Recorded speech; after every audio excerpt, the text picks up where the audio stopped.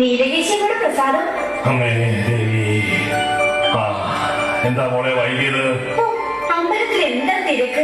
തിരക്കിനിടയിൽ അമ്മയുടെ ദാവണത്തുമ്പിൽ എനിക്ക് പിടി കിട്ടിയത് കൊണ്ട് അമ്മ രക്ഷപ്പെട്ടു. മോളെ, നിന്റെ സംഗീത പഠനവും സംസ്കൃത പഠനവും ഒക്കെ എങ്ങനെയുണ്ട്? പാട്ട് വർണ്ണം കഴിഞ്ഞു, കീർത്തനം തുടങ്ങി. ഓ, നന്നായി. സംസ്കൃത പഠനം എങ്ങനെയാ മോളെ? പാണിനിയുടെ വ്യാകരണ ഭാഗം കട്ടി തന്നെയാണ്.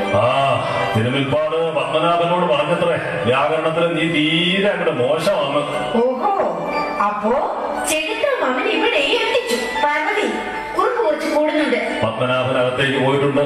ഓഹോ, ഞാൻ ദേ വരുന്നേ. പാർവതിയെ അയാളുമായി വഴക്കുണ്ട. പ്രാതൽ കൊടുക്കുക.